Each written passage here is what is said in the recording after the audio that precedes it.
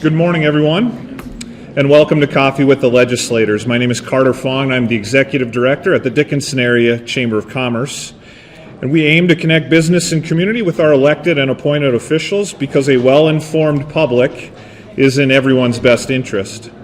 We appreciate the chance to get to know each of our elected leaders in a meaningful way. We understand that this is not possible in such a way in many larger cities and states. As we begin, we'd like to thank our hosts at the Dickinson Area Public Library, along with our sponsors for the day, including Blue 42 and Consolidated. Also, donuts from Baker Boy, and we have a cookie tray from Infinity Real Estate.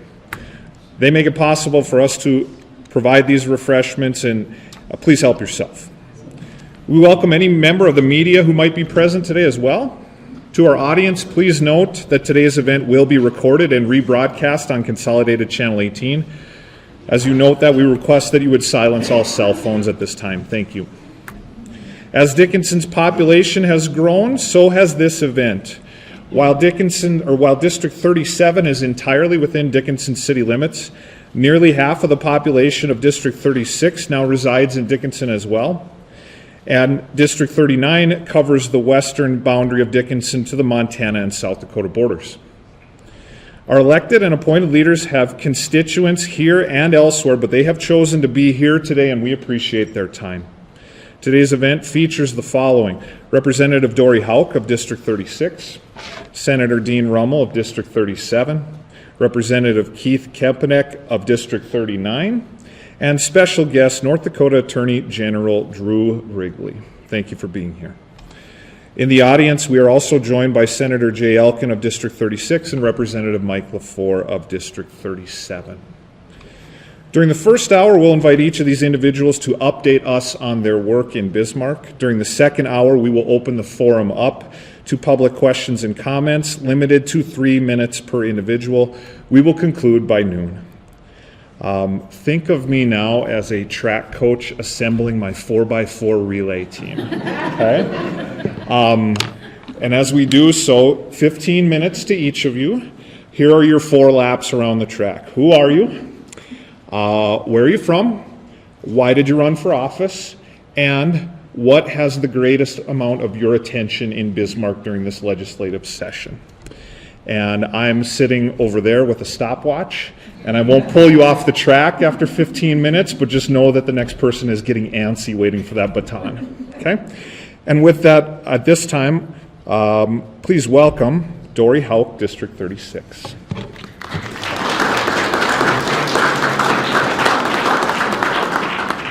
Hopefully that will not fall off. All right, good morning. Thank you for being here. I am Dory Houck. I'm with District 36. I live about 20 miles north of Richardson. I'm a full-time rancher. I also volunteer. I am one of the folks on the Richardson Health Center. We are a skilled nursing facility in Richardson. I'm on the foundation there. And try to stay active in the community. I play piano for the kids at school, that kind of thing. Why did I run? I've been the Secretary-Treasurer for District 36 for the last 11 years, and so I felt I had a pretty good handle on what our constituents were looking for, and so when the spot opened up, I gladly accepted the invitation that others had given to sit in that spot. So I was glad to be there for you last session halfway through, and I got to participate in the special session with all the dollars that were given to us from the federal government, I guess, and glad to be back this session. So far, my standing committee assignments are education, policy, and transportation. So most of my focus is going to be education. I was glad that I was put onto that committee because I don't have children at home, but I feel like all the kids that I play for piano for are my kids. So I know what's going on in the school systems, and I want to be as helpful as I can to make sure they're learning and to make themselves be great assets to our communities and our state. On the transportation side, that's new to me, so I don't really know everything that we get charged with. I know it's more than roads and bridges, but that one's just kind of getting underway. So our bills are a little bit easy on that side so far. They've been agency bills and kind of cleanup language. The other piece that I'm going to be spending some time focusing on or making sure I got my ear to the ground on is agriculture, as that's what I do. So just want to make sure that I'm making a positive impact on that committee when I can, or on behalf of our constituents. So with that, like I said, our committees are just kind of getting started right now. I know one of the big bills you've probably seen coming out, I don't know the fancy name for it, but the superintendent bill that they've got coming. I have been in contact with 2 of my 4 schools, and they're not super impressed with that one yet. So I know that's going to be coming into our committee, not this week, possibly next week or the following. It hasn't been set yet for testimony, but we will see if we can work that to make it a better deal rather than getting rid of a whole bunch of our professionals in this state. But I'd love to hear what you guys think of that. I'm sure you've heard about it, and so I'll wait for my time. I know I'm not even close to my 15 minutes, but like I said, we don't have much happening right now in those 2 committees, so I don't have much to report yet. So thank you for being here, and I look forward to answering any other questions you might have.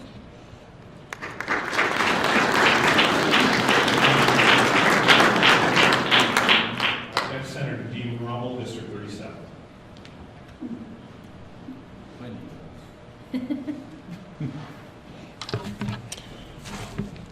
Good morning. Right? Yeah. Good morning again. I'm Dean Rummel, Senator from District 37, right out of Dickinson here. I certainly want to recognize the seat that I filled, and Senator Rich Wardner is with us this morning. He was the majority leader on the Senate side. His shoes are too big for me to fill, I can tell you that right now. I don't even try to do that, but he did just an excellent job for us. But we traded for another leader on the House side. Representative Mike LaFleur is with us today too, so we're delighted to have that type of representation here from Dickinson, North Dakota. A little bit about myself. I was retired. I have been Secretary of District 37 Republican, not Secretary, I'm sorry, Treasurer of District 37 Republicans for over 30-some years. And I watched all the senators and representatives, and I admired, as we go back, Senator Howard Freed and Senator Jack O'Lean and Senator Bill Getz and then Senator Rich Wardner. All of these individuals came out of Dickinson and were so very well respected.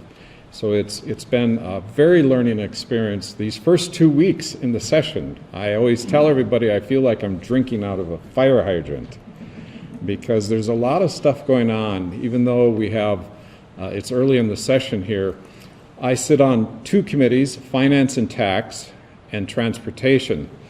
And actually, Transportation is the one that's been getting a lot of attention here, but I was going to just bring you up to speed real quickly on what we're dealing with through those 2 committees. But first, I want you to know that this is one of the most open states for watching the legislature in action. You can go out, if you don't know, to North Dakota ndlegislature.gov, it's legis.gov, and you will be able to watch every committee, you'll be able to watch every session. There's just a ton of information out there. If you have any interest in any very specific bills, all the information is out there. It's very transparent, and I think it's awesome. We use it extensively, even in the on the Senate floor. I use it often, very often. And then the other thing I'd like to do is something I learned this week, and usually I don't peg something, but unclaimed property right now in the state of North Dakota has $134 million of your money. You need to go out and check and make sure that you have none of it there to claim. But it is amazing that they went from 95 million to 134 million here recently, and there's a lot of unclaimed property out there. And I'd like to encourage everybody to take a look at that, because you'd be surprised. And what unclaimed property simply is if somebody forgot where their savings account was, or checking account, or a life insurance policy. There's a lot of oil checks out there. There's a tremendous amount of oil checks out there that you need to go out and look. So that has nothing to do with what I was going to tell you this morning, but since we have a group here, it was wonderful that you'd go out and check that out. The legislature has introduced, as of yesterday, 638 bills. We are up from 2 years ago, where 586 were introduced at the same day 2 years ago. So we're about 10% more bills. So if you were to ask me specifically on a bill, I can almost tell you, unless I sponsored it or co-sponsored it, that I probably don't know about it. But there's no way that we're going to get our hands around 638 of them at this time. In finance and tax, we have 14 bills that have gone through. In transportation, we have 9. A couple that you're going to want to watch this week. One in specific, it's been a bill that I know everybody's going to be interested in. It's the property tax reduction bill. So Senator Shively is going to be introducing that this week. If you want to watch Senate Bill 2066, it's going to be in a joint session between the House and the Senate, I believe. So we will both be hearing what he has to say on that property tax reduction. Of course, that's the bill that's in direct competition to the governor's income tax reduction bill, which you probably have seen in the papers a lot. So those two bills are going to be competing with each other in finance and tax, I know. It'll be interesting to learn more about them as we have those hearings this week. There's also another one for Western North Dakota that I've been getting a lot of emails and conversation about. Senate Bill 2162. It has to do with oil and gas production tax allocations to counties. So any of your county commissioners, what this does is it eliminates a 10 mil requirement that they have to have for road and bridge replacement. And so there's going to be a lot of activity, I feel, on that one. So finance and tax, a little bit more quieter than transportation. Now, transportation is where we've been spending a lot of time. There's a couple of bills. And what's amazing, Senate Bill 2063 is the first one I'd like to talk to you about. And it has to do with electrical charging stations for EV vehicles. And what the federal government has done here is they gave the state of North Dakota $26 million. And we have to put in electrical charging stations every 50 miles on I-94 and I-29. Those are the two corridors that were required to have one every 50 miles. Now, these are DC, very high, fast charging stations. They each cost $1 million. Each charging station is $1 million. We need 18 of them to take care of the interstates here in the state of North Dakota.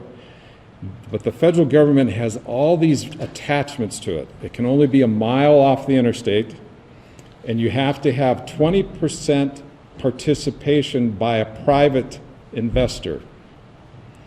So each $1 million, we need to find a $200,000 investor who is willing to go along with an electric charging station every 50 miles on our interstate systems.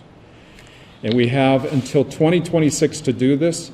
They started sending the state money already in 2022 and 2023. We've already received the 2 first payments for that, but we don't have any law that allows us to do what they're requiring us to do.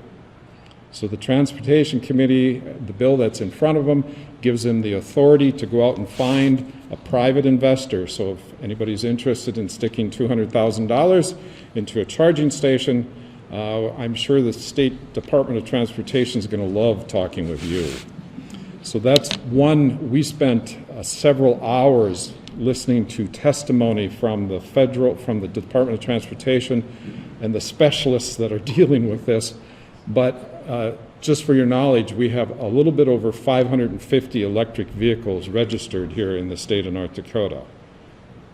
But they want to make sure anybody passing through our state has charging stations just like gas stations.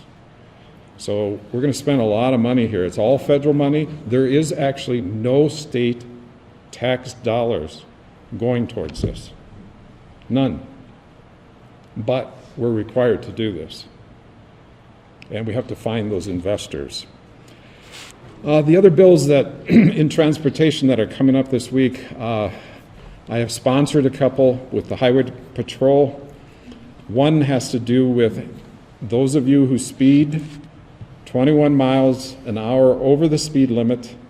So if you're on I-94 going 96 miles an hour, all of your fees are going to double. So right now, if you did that, if you drove 96 miles an hour on I-94, you'd be charged $105. Your fine would be $105 for driving that fast. If this passes, you'd be doing double that. It would be $210. We need to slow those down. The fatalities that we have from that group of high speed, anything 21 miles an hour over the speed limit throughout the state of North Dakota, we will save lives with this bill. We're not touching any of the fines below that. They will stay the same since 1983. We have not touched the fines. So they're very low. A lot of people from out of state do speed. We have issued 377,000 speeding violations in the last 5 years. 377,000 speeding violations. But remember, if you're only going 5 miles over the speed limit on I-94, it's $25. And they gladly pay those low to go through our state by the looks of things. This bill will only affect 4,200 people a year. That's how many citations on the average that they issue to those people going 21 miles an hour over the speed limit. So I feel this is a good bill. I prime that particular bill. There's a second one with the highway patrol that I went with, and that is we want to get after aggressive drivers. What's an aggressive driver?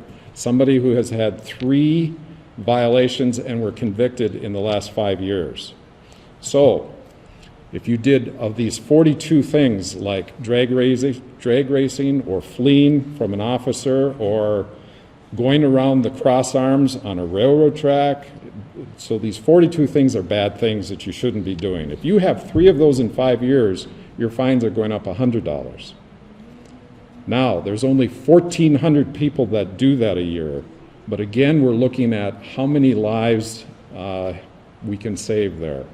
Because those are all very bad things, especially things like fleeing an officer, because they endanger everybody.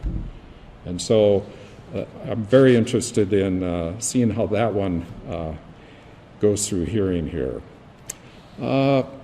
Vision Zero is the North Dakota Highway Patrol's goal.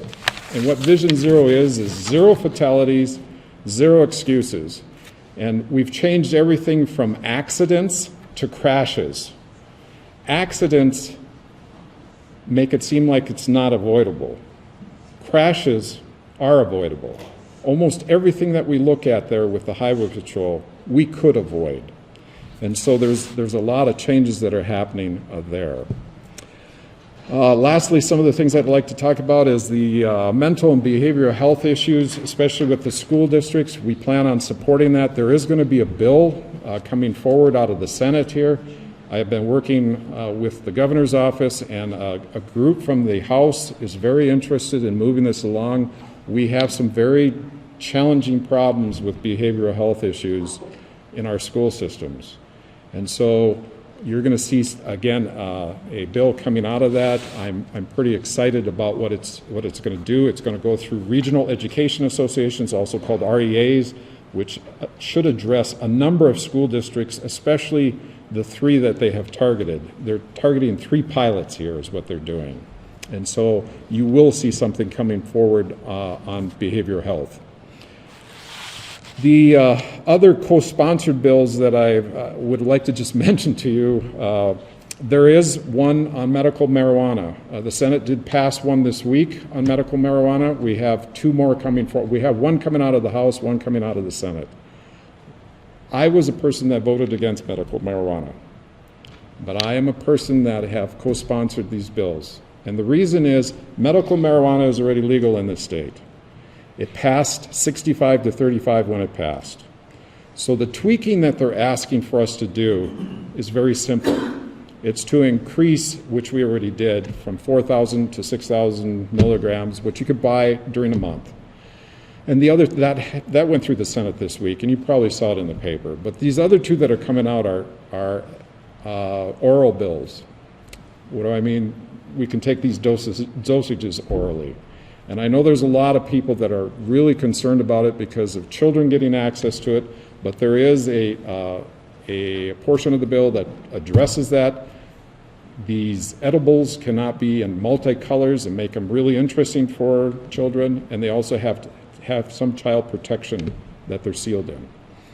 Why is that important? Right now, if you have Parkinson's or if you're advanced cancer, especially with Parkinson's, they talk about being able to dose. The 2 dosages allowed, you can smoke it or you can apply it.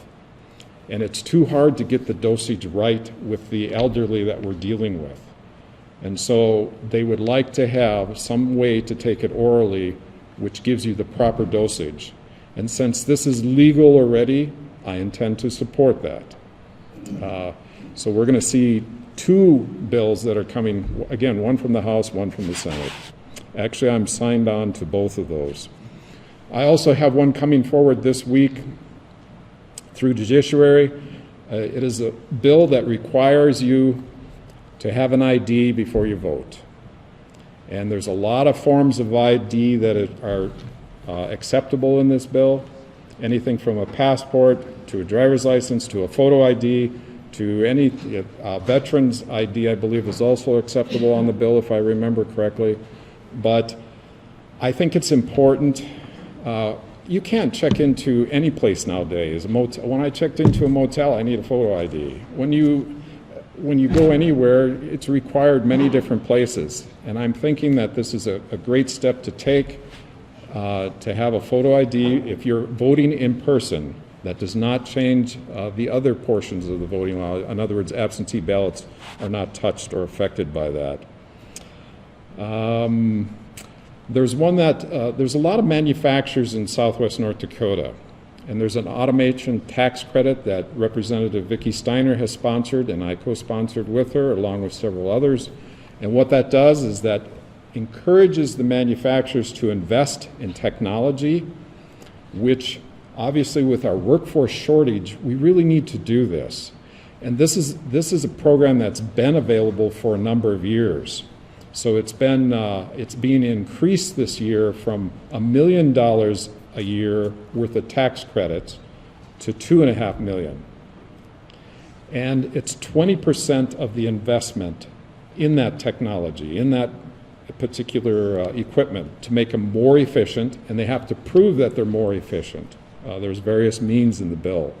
But our manufacturing base in Southwest North Dakota, I think, will be very delighted to see that we're at least renewing it. What happened is it had a sunset date on it, and it went away, and we're trying to bring it back. So Representative Steiner has went ahead and proposed that. So with that, I don't know how close I am on my 15 minutes, but I'm certainly willing to take any questions. I am a freshman senator. I got to tell you, I have a lot to learn, and it's been very interesting so far these first 2 weeks, but I'd be happy to try and answer any questions that you'd have later. Thank you very much.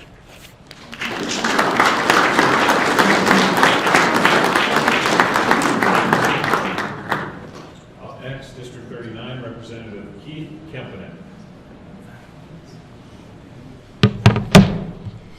Good morning. I'd like to thank everybody for coming this morning. This is what it takes to run the type of government we have as citizen. We're citizen legislatures, and it's the citizens that we represent, but it's also the citizens that help us bring issues to the forefront. And it's also issues that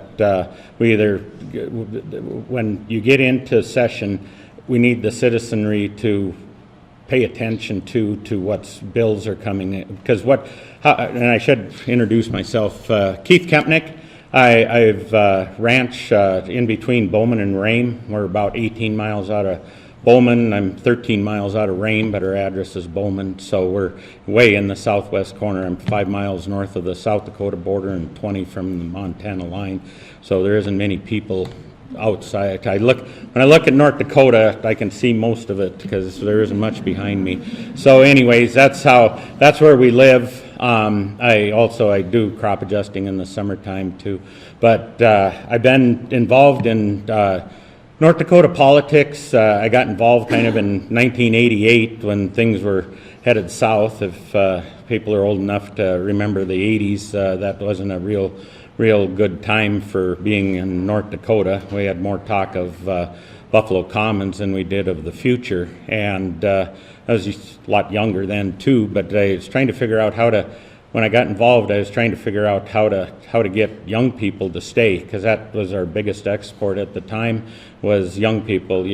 Friends of mine, you'd go to school someplace, Fargo, Dickinson, wherever, Minot, they'd go to school and you wouldn't see them again. And so that really was playing on me. And so one of the things, and I did work out in the oil patch back in the early 80s, and that died just as fast. Well, it showed you what the government can do when they change the business model of an industry, and that 80, I think it was, is where the 6% extraction tax went on the ballot, initiated measure.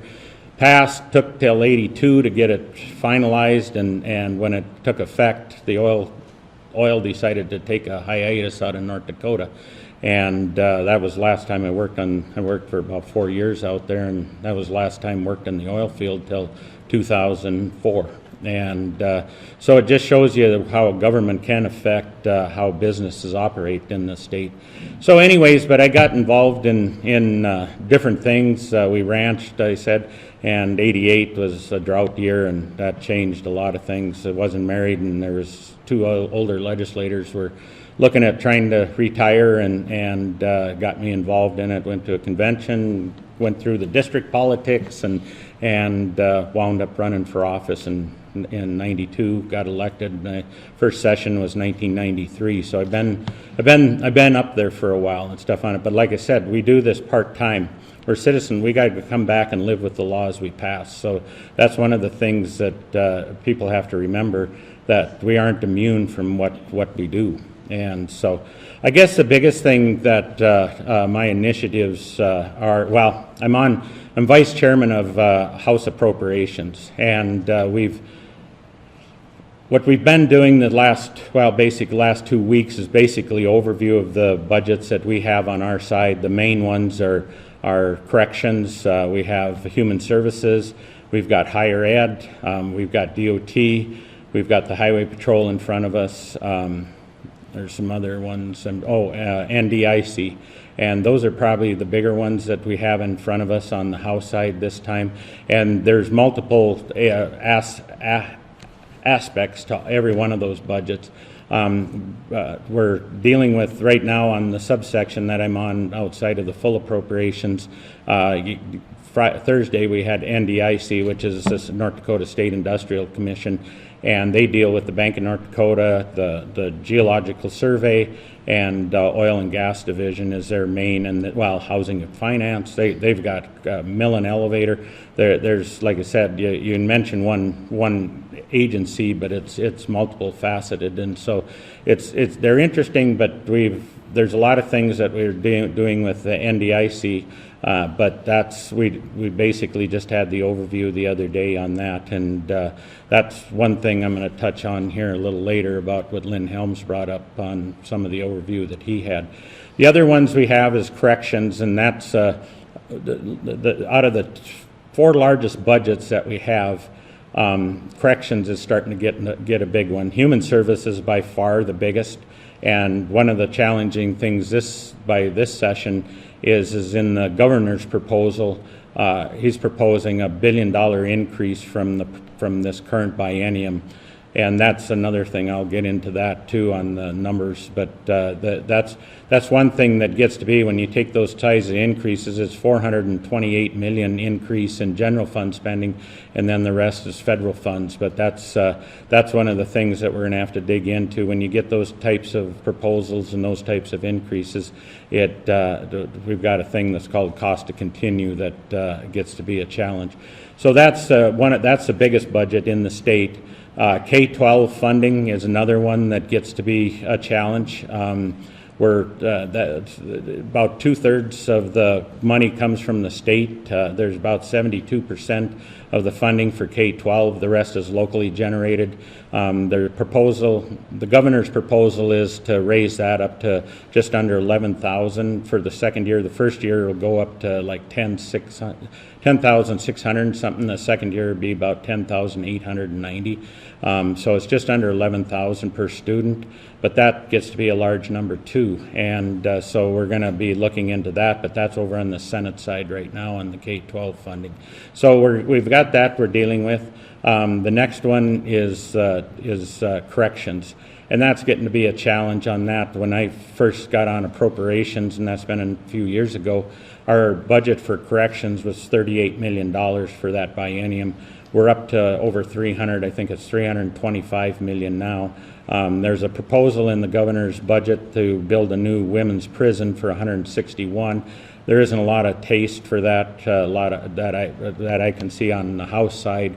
We'll probably wind up putting a commission together. That's what happened when we did the men's prison, when we changed that, and the corrections has their version of how they like to see things, and we have ours. And so my guess is that this will be looked into a little deeper here over the next 2 years, but there just isn't a lot of support. I know there isn't for building a new prison right now. They're proposing it on YCC property, which is out by Mandan. But anyways, that's probably some of the larger budgets that we're dealing with of general fund money. The next one that we've got over on our side is DOT, which is always interesting. There's about a $952 million increase in that budget. A lot of it, some of it's carryover money, and one of the things that we're looking into too is how to handle this these multiple year or multiple biennium budgets.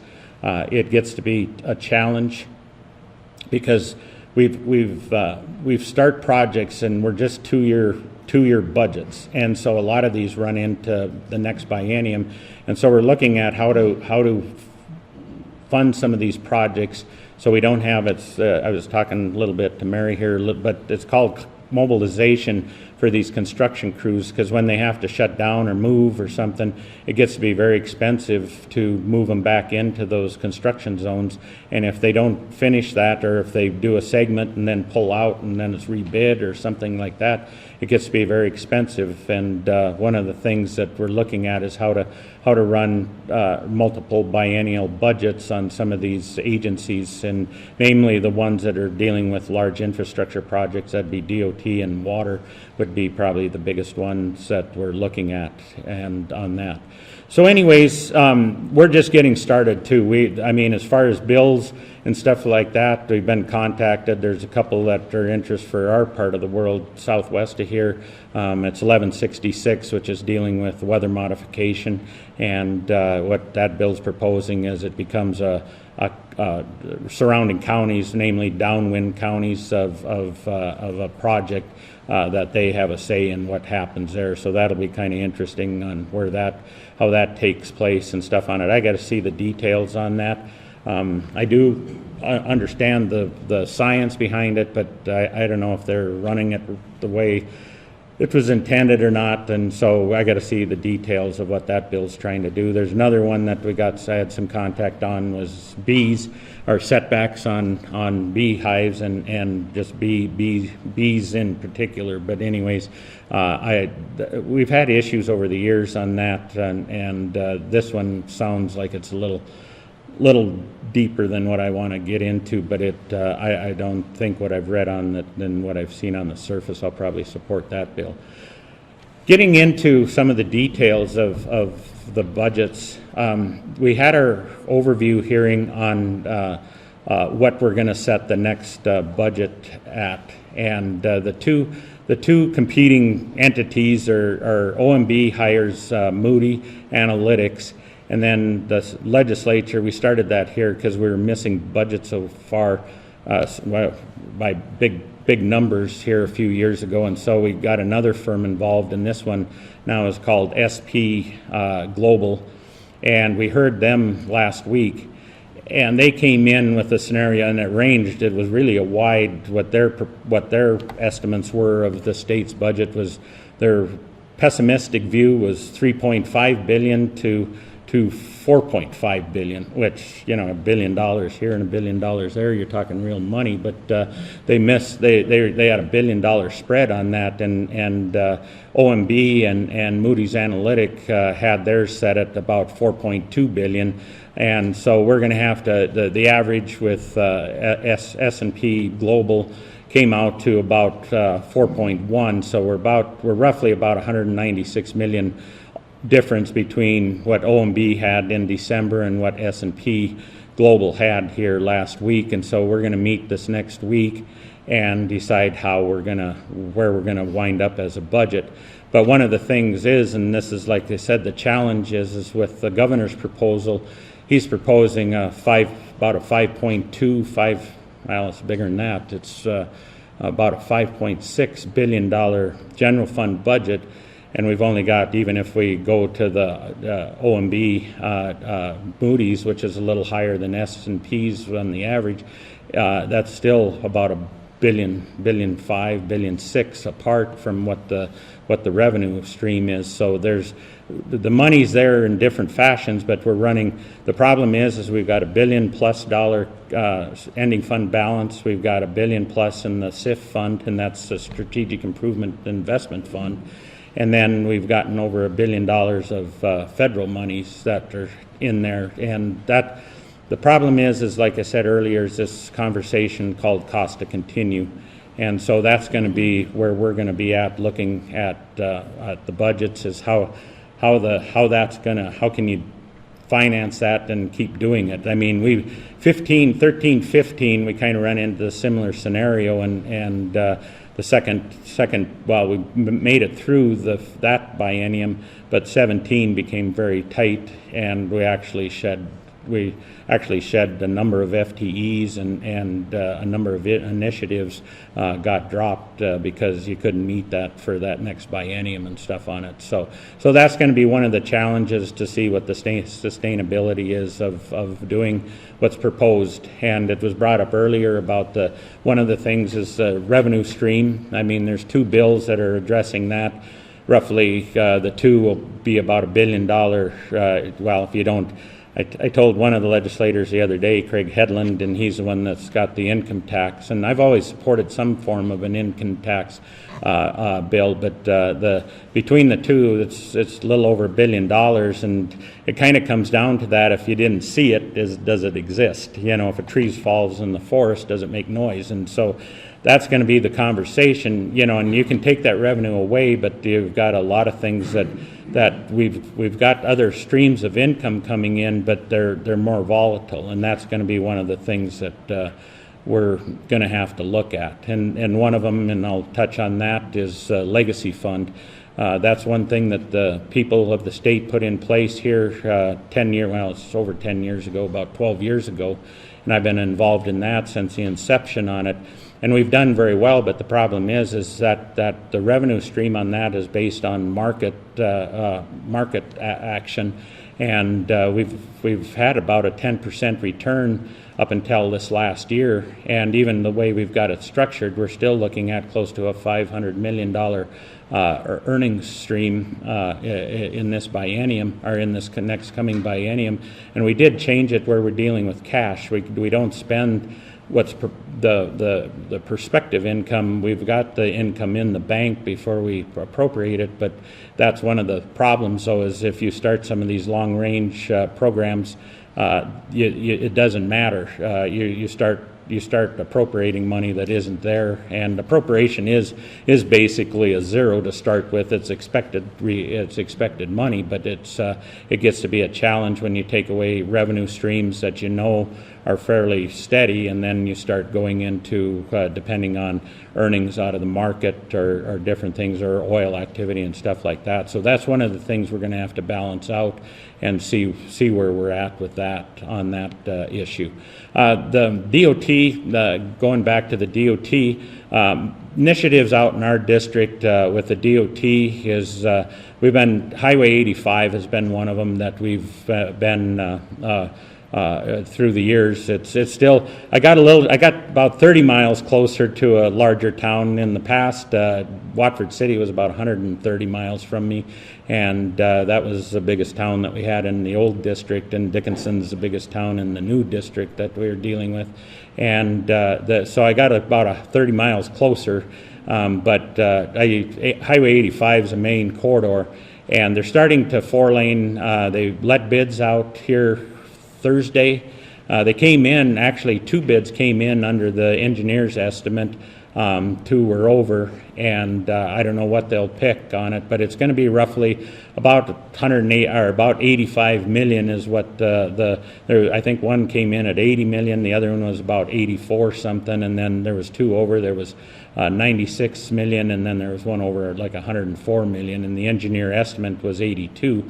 So we'll see what company DOT picks, but they're going to start 4-laning down to the Long X Bridge on that, and this gets into that conversation about multi-year, multi-biennial funding, because we'd like to see it. The initiative out there is to get it down to 200 4-lane, as try to keep that together, and then they've done the environmental study all the way to Belfield, but we'd like to get it to 200 in at least in a kind of a unbroken segment and stuff on it. So that's going to be one thing we're looking at too on this next for this session and stuff on that.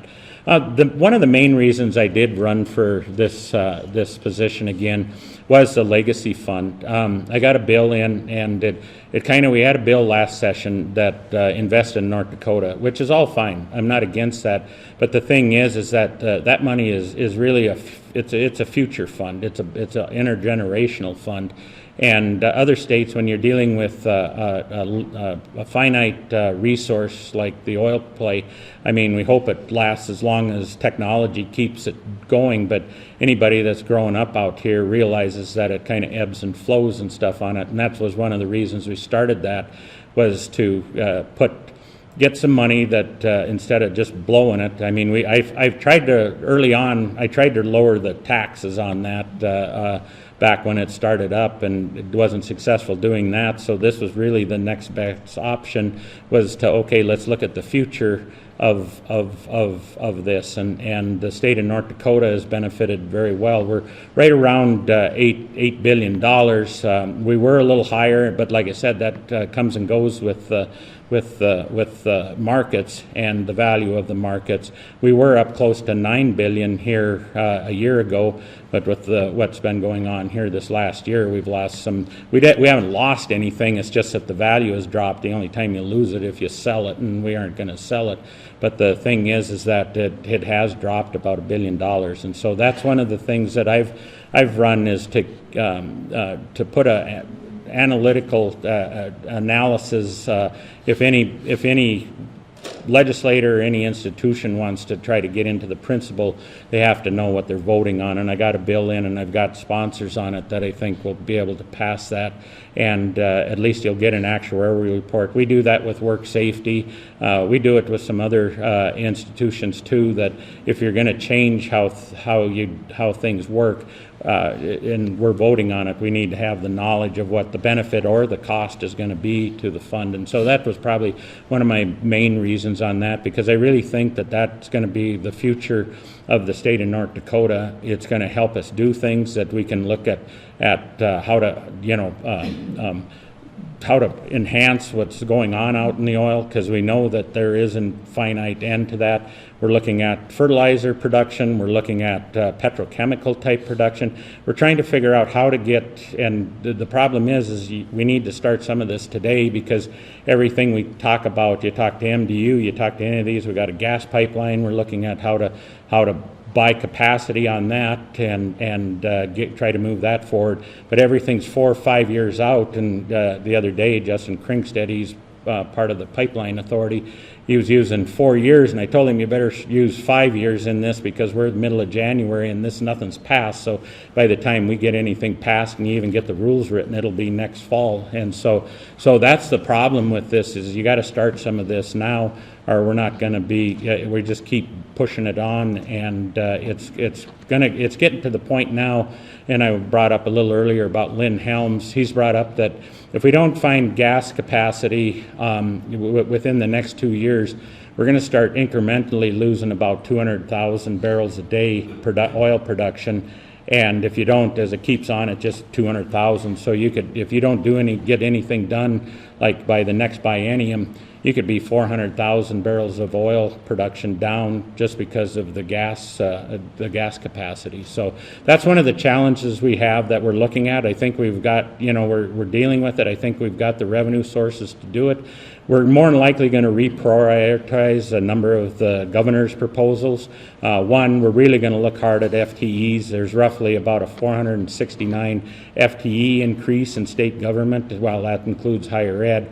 But we're really going to look at that. What we're going to look at as far as FTEs in state government, if there's open positions, why aren't those filled? Or if you got turnover rates high, then we're going to look at those before we add any new FTEs to any budget. So that's one of the priorities on that conversation. And the next conversation is how to keep people in the state employed. The other one's workforce issues.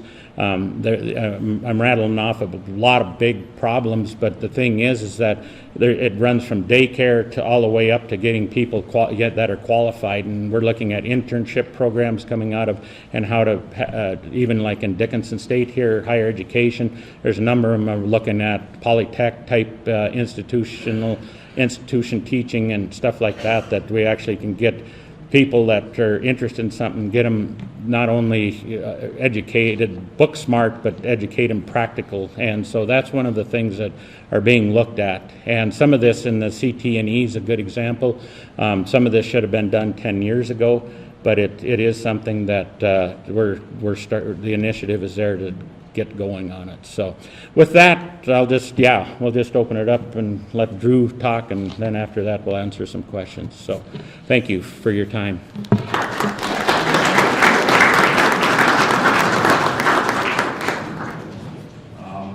Gift to anyone who travels 100 miles or more to be with us. We're going to say 15 minutes plus if you'd like. Attorney General Drew Wrigley. Well, thank you, and what an honor to be here with everybody. I really appreciate this opportunity. You're in luck.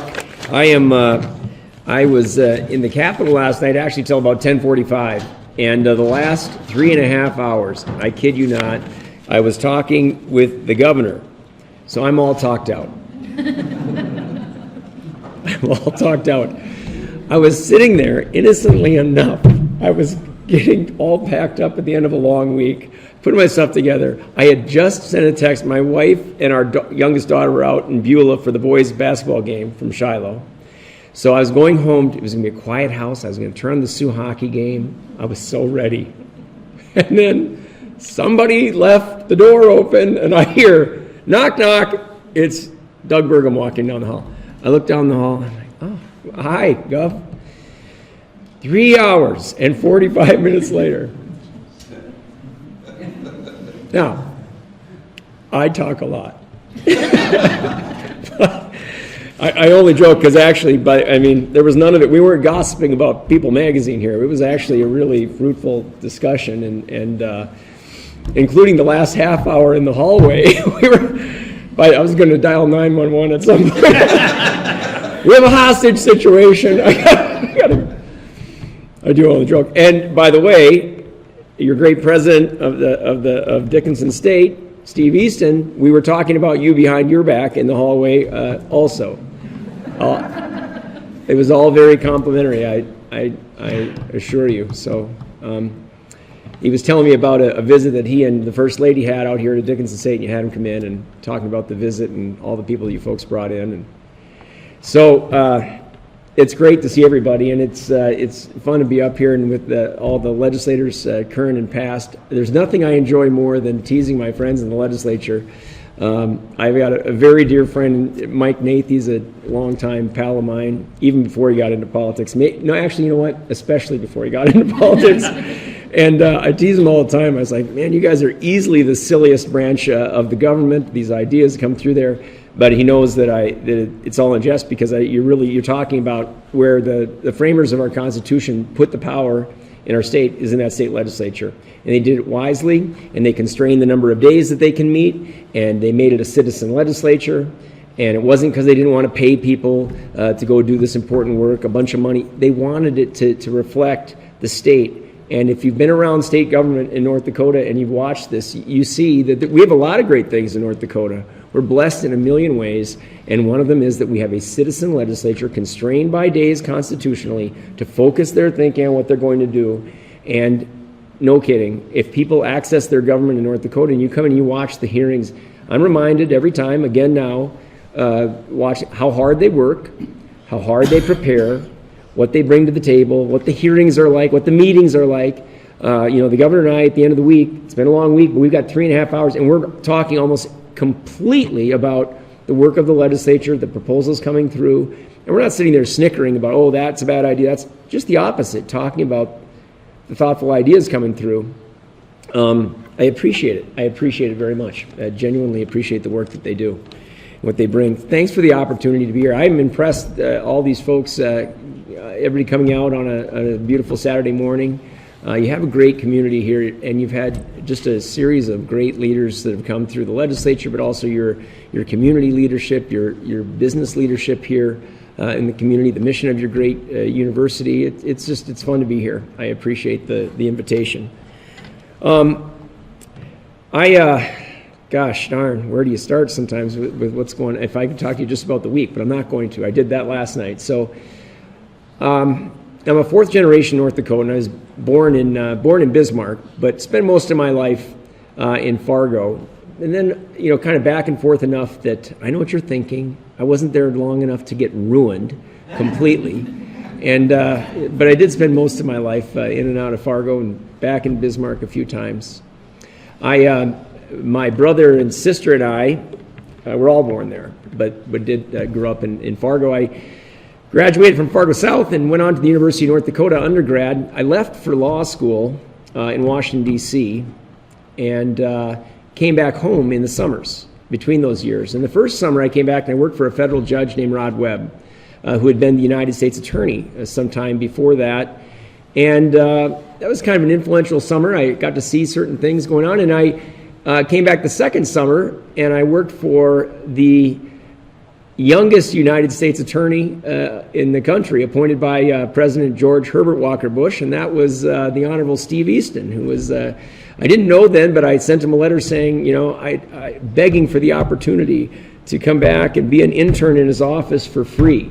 And I was so persuasive that I would work for free that he went along with it. It was quite a sale that I closed. And I've been working magic like that ever since, But I'll tell you what, it changed my life in important ways. I never had any lawyers in my family. Had no idea what it was. I just knew I did okay in school, and I didn't know what else to do. I completely lack imagination, so I was like, I'll go to law school. Well, then I got there, and I thought, what do lawyers do? I mean, what in the world am I going to do? Well, about halfway through that summer, I knew exactly what I was going to do, and it literally changed the complete trajectory of my professional life. And then 10 years later, I stood in the federal courthouse in Fargo, North Dakota. I was being sworn in as the United States Attorney for North Dakota. And among my words with my new colleagues, I reminded them, it's important, be nice to the intern, because I was back. So that's it in a nutshell. I'll tell you what, I've had some real privileges professionally. And my jobs, I would say, I've had the privilege of serving those, but the privilege has been the people that you get to serve with. And I mentioned your legislature, but I also mentioned the people like yourselves, who engage in public life in North Dakota. This is engaging in public life in North Dakota. It's why it works. It's why these folks seem so wise when they come down there and they've got ideas, because it's not just their own. It's never just their own. They're talking to you about the background that they bring. That's the brilliance of a citizen legislature. They asked the question, why, and by the way, now we live in, I should mention too, we still live in Bismarck, or live in Bismarck again. I should say my wife and I are blessed with 3 little monsters. When I got sworn in as lieutenant governor some years back, I can still look at the pictures and get choked up at all these little people around us. And now they're tall people. Our oldest is a senior at Concordia College and wants to go to law school. I try to talk her out of that as much as I can. You think I'm joking? I'm not joking. I said, Quinn, you're bright, you're interesting, you're creative. Why would you go there and have them narrow your thinking? Dad, you've loved being a lawyer. Yeah. Well, so she's a senior. And our son Patrick is at North Dakota State University. I'm a UND grad, I mentioned. He broke my heart the day he told us he was a senior at Shiloh at the time. He said, I made my decision. I'm going to NDSU. He said, is that final? He looked at me and said, yep. I said, I'm happy for you, Patrick. I truly am. Take off my Sioux sweatshirt. He goes, that's hilarious. I said, it's not that funny. Take off my Sioux sweatshirt. He said, Quinn wears this at Concordia. I said, yeah, you get butt kicked. You wear that at NDSU. Patrick's a sophomore. And then our youngest, cleverest child, Harper, is a freshman at Shiloh Christian over at Bismarck, and that's where my wife is the guidance counselor for the K through 5 over there as well. So when she first took that responsibility on, the kids were devastated. They're like, so Mom, you're going to know all our friends' problems and secrets. I'm like, you'll be fine. I think they've enjoyed having Mom on board there all along. Why run? You know, it's a question I've asked myself every time I've had the privilege to either seek an appointment to an office. I've been privileged to twice serve this state as the presidentially appointed United States Attorney.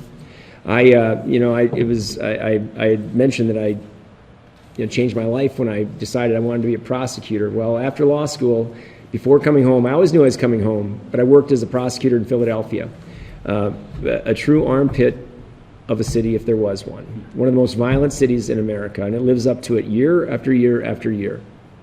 They have just over 1 million people, by the way. Just over 1 million people. Not a lot bigger than all of North Dakota. They are on pace. Last year they had 500 and some homicides in that city. They're on pace to outpace that again this year. It remains one of the most violent cities in America. It's one of the largest DA's offices in America, and I served along with 300 other prosecutors. And I moved there, I didn't know a soul. I literally did not know a soul. And I didn't promise them I would go to work for free, but I don't know how I got that job, but I did. In no small part because it was I had Steve Easton in the U.S. Attorney's Office in my background, and I got that opportunity, and I took it and ran. I worked, all I did was work. I didn't know a soul in that city. I wasn't married at the time. We didn't have any kids. I threw myself into the work. I loved it very much. I told someone in the office the other day, if I look back, if someone told me you've got 1 year to live, which of your jobs would you take? That would be it. I wouldn't want to do it there, but it was just an enormous opportunity to work and feel like you're impacting events. And if anything has driven my career choice along the way, it is the privilege of impacting your communities, of feeling like you're helping to put a fingerprint on what you're doing. If you listen carefully to each of these legislators, and if you talk with the others who have served there before, that's what you hear, right? Just like if you talk to someone who's on their city commission, they're on the school board, or they volunteer for some board. If you really listen, that's what people are talking about when they love public service, is the privilege of putting your fingerprints on what's going on in your communities. And if you think you have something to bring, I encourage people all the time. So why run? That is a real passion of mine, public service. Public service, just the opportunity to come to gatherings like this, to talk with people about events of the day, to spend 3 hours with the governor, not because he's such a big shot, but because you're working on events and you're trying to form policy along with the legislative. They make the policy, but we try to best we can to give insights from our perspective. That is an absolute privilege and a passion for advocacy. Advocacy of things that matter to me. I've got things, I had a vision for why I wanted to seek this office, and then things come in every week, every Monday. It'll happen again in a couple of days. I walk in there with the week that I think that I'm going to have, that I have all charted out. Then there's the week that sort of happens when I get there. And then there's the events that are constantly being thrust on you. And all of it's a privilege. You triage through that and you work forward. Just a passion for advocacy. I guess to the degree I'm known publicly at all, it's probably most for my work in law enforcement. See my pal Caitlin here and others. I have a passion for that, but it's not been my only work. But I feel strongly about it because of the central idea that the government, above all else, shall protect the people. That's not just elsewhere. A few months ago, we announced that violent crime in North Dakota is up 12%. On top of violent crime rising the year before that by 6%. On top of violent crime the year before that going up. My whole life growing up in Fargo, I bet there were 3 shootings. No months go by that there aren't 5 or 6 shootings in Fargo. Some end up in a homicide, some not. All over the state. You're not immune to gun violence. Those matters drive me as well. So I'm drawn to criminal law, and I'll talk about that in a little bit. This doesn't sound that exciting, but it's something that drives my office, my oversight of the Attorney General's office, my work as the United States Attorney before that, when I was a Lieutenant Governor, transparency. I have an absolute passion. Steve Easton and I were talking about this in my office. We had lunch the other day. We were talking about a passion for putting light on things. It drives its own reform. Putting daylight on things. Being open and transparent about the work that you do. So that this can be meaningful for you. I will literally answer any questions about my work that I am allowed by the law to do. If you read the papers in Bismarck, the Bismarck Tribune, God bless you. Yeah, thanks. Legislative relations, very important. I use my coat. I know. We're in the paper a fair amount, not because we asked to be in the paper, but because we have opened up all the doors. We are talking about anything that comes up. We'll answer questions. Some days we're on the front page about something that sounds okay, and some days we're on the paper kind of wincing, but we will talk about it because the public deserves to know. And they will inform our judgments by telling us, you know what, I don't think that was such a red-hot set of decisions, or I think, I like the sound of that. And I have a passion for that. And we have opened that up in the Attorney General's office, and every job I've ever had, I've been accessible. I, in all humility, work to be, and I think that I am, the most easily accessible, transparent, statewide elected official we have in the state. And I want to always set the bar high on that. Good days and bad days. We work hard at that. And that drives its own reform. Because people like yourself, people can look and see what you're doing and then insist on something from your legislature or us. Simple. I tend to craft things out in crayon. I really believe in that. Life is complicated. The budgets, everything else they talk about is complicated. But it's also simple. Ronald Reagan famously said that he was surprised when he got to Washington, D.C., just how simple the solutions were to almost every complex problem. But he said it just isn't easy. And boy, there's a lot to that. Simple, you can see what needs to be done. It's just not easy. I have a drive for that. Also, doesn't sound that exciting. It's really important to me, separation of powers. Officials like myself, maybe especially as the Attorney General, I have the privilege of every opportunity we get clarifying those lines, insisting on those lines of the separation of powers. That's the way the government works. I can't do everyone's job. The Constitution tells me I'm not allowed to do everyone's job. The legislature and the executive branch and the judicial branch have important constitutional roles. They are different, and we should insist on them. Not just to keep everybody in their lane, but to make our government work the way that it must. I can tell great stories about cases that I won. Nobody can do this like a lawyer. Let me tell you a story that I lost, and I lost big. 5-0 in the North Dakota Supreme Court. Very high profile matter.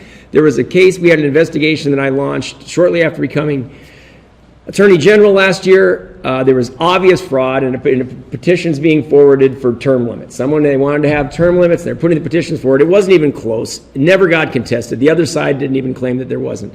So we looked at it. I sent BCI agents out. We got all the information. We got confessions. That's usually enough. We got confessions. We got all sorts of data points. You name it. Talked to the Secretary of State. I told him clearly under state law, all the lawyers that have been working on these matters for in some cases decades all agreed. He had the absolute discretion to just say, no, that doesn't go before the voters of North Dakota based on all that fraud. Al Jaeger, if you've ever met him, this is as decent a public servant as you get. He doesn't have an axe to grind against anybody. Reads through the stuff, he's like, yeah, no, I'm not going to certify that. Okay, goes up. They sue. We go to court. They send us to state district court. The district court judge hears all the evidence, goes through the whole thing. The other side's objection. They don't want him to give his opinion on everything. very experienced state district court judge, he turns, he's like, he's the constitutional officer. It's his whole job. It's the reason he exists, is to make decisions about matters such as this. Fraud, coming forward on a petition seeking to put something before the voters of North Dakota to change the Constitution, our fundamental document. This is his whole job. Objection overruled. That's the way it all went. He wrote a beautiful decision. Beautiful decision. The fraud is obvious. The discretion is clear. It's his call. Case closed. Supreme Court of North Dakota. Not sufficient fraud. We don't even have to look at the fraud, which was so obvious. The other side didn't even contest it. They never said, well, there's no fraud. They didn't even contest it, but they're like, insufficient fraud. I said, this is like me when I got teenagers running around the house. My teenagers never did this, thank goodness. But what if they came home drunk 5 days in a row? Like, I got to send them out for the weekend to see how it goes? That's what they basically told us. So they give us the opinion. They're like, ugh, we lost. 5-0. I said, forgive me. Damn right. When we lose big. 5-0. Good. I read through the opinion. I said, all right, we're going to have a press conference. Yeah, we lost, Drew. I said, I know. We're going to that hallway. We're going to lay out all the fraud, and then we're going to remind the court what I've always said. I don't work for them. I respect their opinions, but they don't have the final say. That's what we always think. People elevate courts beyond. They are a co-equal branch of our government. I've been at war with courts my entire career, and they with us, and all of us with the legislature. That's the way it works. There's an interplay, but stay in your lane. At the end of the day, and I said that comment in the hallway. I said, people say don't criticize courts. I don't work for courts. Someone said, was it a legitimate opinion? I said, it's a very legitimate opinion. And it was big, 5-0. We lost. I pointed down the other end of the hall. They get the last word. This is the way the system works. Go forward, push the boundaries if you have to, take your hit, and then see what the policymakers on your behalf, what do they decide? There's legislation being proposed to say, yeah, obviously, what we always believe to be true, the legislature, the Secretary of State has discretion to either exercise or not. And by the way, I told Al Jaeger that. If you decide not to exercise this discretion, I'll support you, because that's not my job. I was appointed at that time, now I've been elected to be the Attorney General of North Dakota, not the Secretary of State. I'll support you. That's your job. Stay in your lane. Not out of being polite, because that's Al Jaeger's job at the time. Now it's Michael Howe's, because the voters have elected him. Have the humility. Do your job forcefully. Push to the boundaries, but understand where it stops. There's things the state legislature cannot tell me to do. They try, but they cannot tell me to do those things, and I will push back as hard on that. But I will defend them all day long on things that I might not even agree with, but that is their call. That's critically important. So I feel strongly about that, and it animates me to think this would be an interesting job to do. I've told them it'd be a weird promise to make. We've already done it. We did it in that instance. We've done it in others. When they have announced their decisions by majorities, they've been signed into law by the governor of North Dakota, that is our sacred document. Every one of those laws, we will defend them to the hilt. That's important work, and I feel privileged to do it. This session, I'm new at this. And if you look at the papers last week, I need to work on my communication strategy. Monday morning, I think it was, front page story. Wrigley seeks a 29% increase in the budget of the Attorney General's office. I got into the office and we put it down on the table. I said, yeah, that's the end of the argument. First you explain all the things you need, then you get to that. I don't control the pace of that either. So we start off like a touchdown behind for the week. Okay. But then we had our hearing. And we go into the we started off on the Senate side. We go in there and we talk about our budget, civil division, the criminal law, Medicaid fraud unit, you name it, goes on and on, the crime lab, all the things that we need. From talking with men and women in uniform for the last year and a half, including the year before I became the Attorney General, after I stepped down as United States Attorney. Talking with people, there was a lot of unanimity out there about things. The crime problem, yes. Violent crime in particular, yes. And the crime lab. 100% of the people I talked to talking about the backlog and the inattention to the needs of law enforcement. And the list went on and on and on and on. And I gave them my word. that we would go forward, we would seek those resources, and we would take the crime lab into the management. It already reports to the Attorney General. Directly to the Attorney General, through all the division directors are appointed by the Attorney General or are removable without cause for whatever reason by the Attorney General, which is on the front page of the paper today. Which I don't take any glee in that, but if you can't count on me to make personnel decisions like that, 71% of the people ought not have elected me Attorney General. We gave that person every opportunity to succeed. That was not going the way it needed to. You have to be able to count on us for that. Coincidentally, and it really was, again, I'm not good at this. The timing maybe wasn't great. We had a hearing this week on putting the crime lab under the BCI.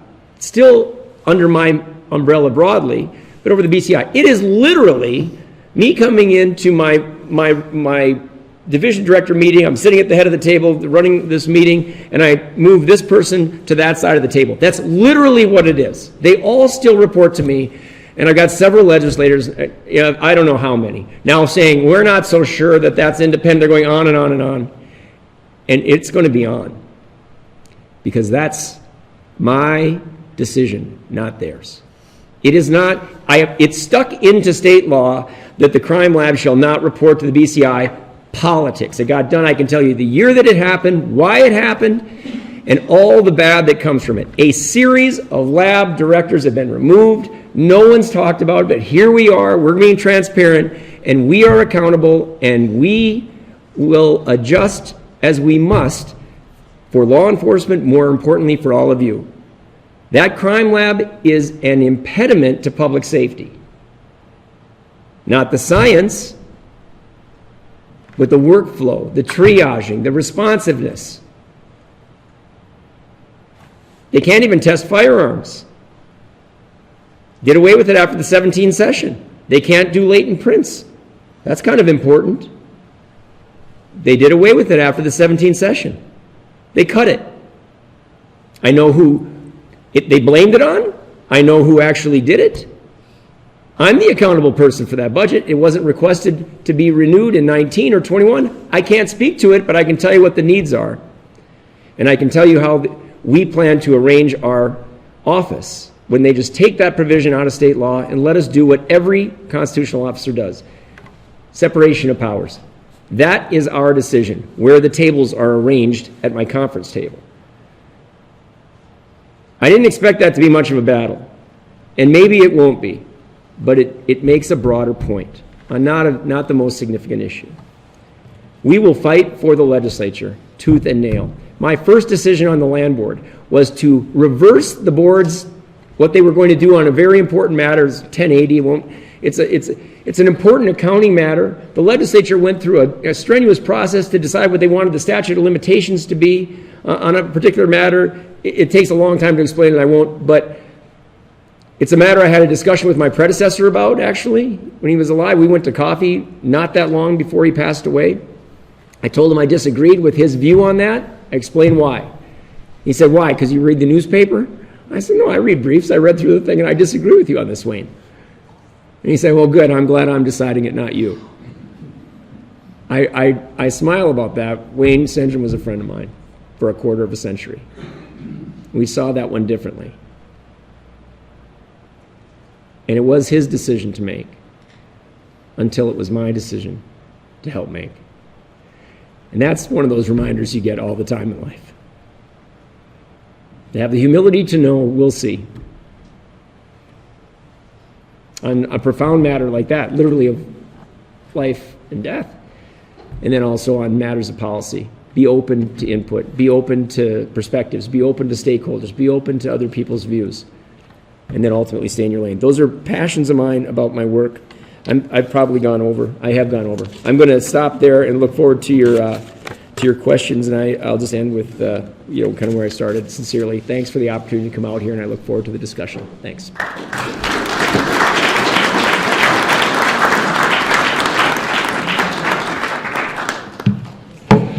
Okay, the remainder of the time this morning belongs to you, the audience. This is our relay team. They have finished the race, and now you will interview them. Okay. The way that we'll do this is that I've got a chamber deck of cards, ace through 10. The first 10 hands I see in the air, you'll get a card. You will get a microphone, which is for the purpose of the recording on Consolidated. 3 minutes to ask your question. We'll have the most logical respondent to your question. If none of them step up, maybe I'll pick one, but I think that won't be a problem either. We're trying the deck of cards thing. I used to teach high school. This worked for me like half the time, so we're going to go with it for today.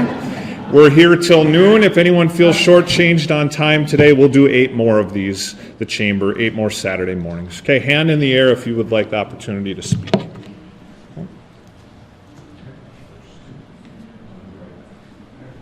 I'll keep looking. The audience will see if I can make the consolidated microphone work here.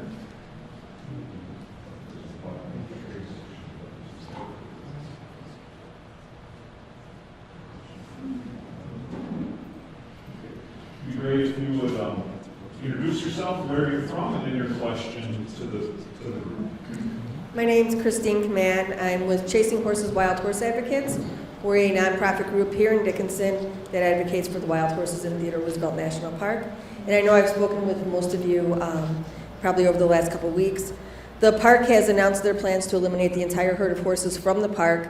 They had a meeting this Thursday that did not go over well with the public.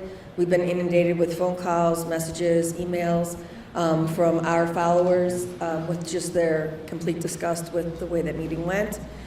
We also are meeting with the Medora Chamber this week. There's a lot of concern, understandably, there about what the impacts of this will be on those businesses in Medora and throughout our state. So I'm wondering if anyone has any thoughts or questions. I know that we are working with some of the state legislators to draft resolution asking the park to keep the horses in the park, but I'm just wondering if anyone else has anything to say to people in Medora, the business owners there, or the people who in our state that love these horses and want to see them stay. Well, I'll take a shot at this because I got a little history on what we've tried to do in the past. On that issue, they're called Nakota horses, or what they're called, and there was an outfit, this is a number of years ago, that this kind of conversation because of overcrowding and overgrazing and stuff on it. And so there was an outfit down towards Linton area, somewhere in there, was trying to, what's that? Yeah, I was trying to think of, but anyways, they took on some of that issue and took on some of those horses and tried to relieve some of the pressure on it. One of the things that was interesting there, though, is they couldn't just get them either. This is federal government-owned stuff, and so it was quite a process because we had a resolution. I think it was Senator Naden is the one that was pushing this at the time, and it took a resolution actually from the state to even get that conversation going and stuff with them, to put it into private hands and stuff on it. And that might be something we have to look at. I don't know I know that becomes a management issue. I think there's been some reports here, probably 3-4 years ago about there was a article about the grazing issue and stuff like that and stuff on it. And so I'm not sure, but one of the problems, if you've been out around the loop going north there and stuff, they got a prairie dog problem too. And there's probably a combination of conversations in this. And I'd support if there is a resolution or something coming forward, but that, as far as the state goes, that's how the state's going to have to go about that, is because we're dealing with the federal government on this issue. So that's just kind of a history of what I know of how we dealt with it in the past. But like I said, this new initiative, and I think I got an email from you and stuff on it, and I was thinking about that, and it does. I don't want to get in their management way per se, but I'm not sure what kind of options they've laid on the table other than just getting rid of the horses. Like I said, there's other critters out there. I told Game and Fish a while back here we had this with prairie dogs, and we should have state should have called them prairie rats, and then we'd have a better chance of managing that part of the coin, because that is part of the problem, though, is I think they're managing them more than they are the the other four-legged critters that are out there. So anyways, that's my take on, you know, what we're going to have to probably do with this.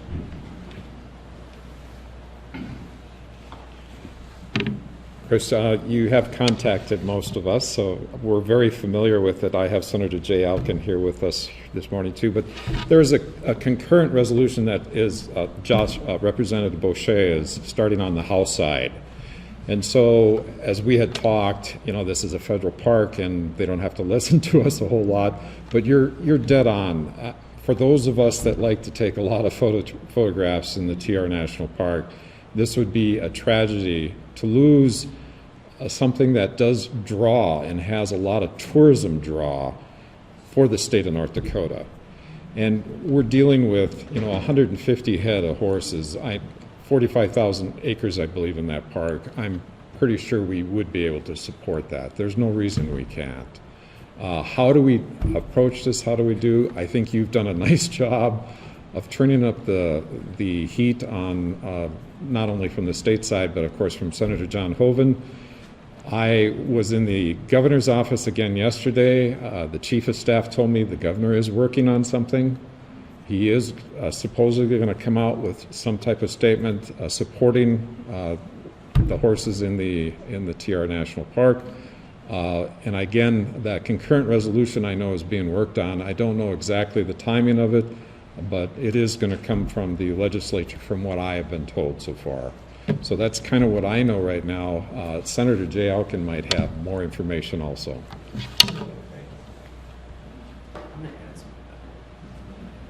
A real quick, tying into the remarks that I just had before. The governor and I talked about this last night. This was one of the topics that came up. And then we were just chatting here for a moment about the same thing that leaves people dismayed. I literally wonder. I knew you were in trouble a couple weeks ago when I saw somebody say, this herd is not indigenous to the park over the last 3,000 years or whatever it is. I knew you were in trouble because people we manage properties, we manage our modern world sometimes from the standpoint of like, well, how did it begin at the beginning of time? As opposed to none of us can even remember a time, obviously, when there weren't these beautiful horses out there. And the question will be, are we managing it for the managers or is it being managed for the people that enjoy the park? And so I'll just tell you right now, my colleagues in my office hate when I come out to things like this. I always come back with assignments for all of us. But it's important because we battle on encroachment of the federal government all the time in the energy sphere, agriculture, in matters like this as well. It's the same exact thing. Like what's this resource for? What's it about? We'll look into that matter as well. And I'm glad to hear that the governor, he didn't mention but about a statement coming out forth. We'll look for ways also to engage on it and see where we can help fortify those lines about where are the decisions made about this is yes, it's a national park, but it's under the stewardship of people here in the state of North Dakota who know the park well, understand the parameters of that care. So we're going to look into that as well. Let's exchange information before I take off today, and we'll see what we can do. Thanks. Conversations about horses in the park will continue. I trust that. We're going to shift gears with a new question over here. Hey, my name's Jeff Canelli. I'm recently moved here from Arizona. I didn't know this was even happening today. I just happened to drive down the street, saw the sign on the chamber building, and said, "Oh, I want to check this out because I've got an issue that I'm dealing with personally with my career here." But first, two quick comments. One thing, there was a comment made about the not having any state money going into the electrical stations for the charging stations, which is federal. I just want to reiterate that federal money comes from everybody here as well. So that is something we need to be mindful of. Number two, there was also a quick thing about traffic fees, the violation fees not going up since 1983, I think. So in 1983, $100 today would be equivalent to $297. So I would say, why not? Those are things that need to be raised because people who break the law should be paying their fair share. So just an outside perspective. But the main thing I wanted to talk about is I don't know if I can really, this isn't sanctioned by the hospital, but I'm the new director of radiology at the hospital. And one of my challenges is getting qualified people up here. And a big stumbling block is the licensure by this state. It is very onerous. We are all nationally registered through boards, not just in radiology, but nursing and all the different professional areas. And a lot of states don't even have licensure. In fact, South Dakota does not have licensure for my profession, radiologic technologists. So we have a hard time getting people up here because of the process they have to go through, let alone then keep them, there's one school in Bismarck, and all those people are leaving the state because they don't want to go through that, or they have, there's other reasons why people leave. But I'm not quite sure why we have this process in place in other states that have licensure. It's usually a revenue-producing thing. If you're registered by the national board, we make sure you're following those things. We give you a license. Pay this fee. That's not what it feels like here. We actually have license for MRI, for ultrasound. Neither of those are radiation-producing modalities.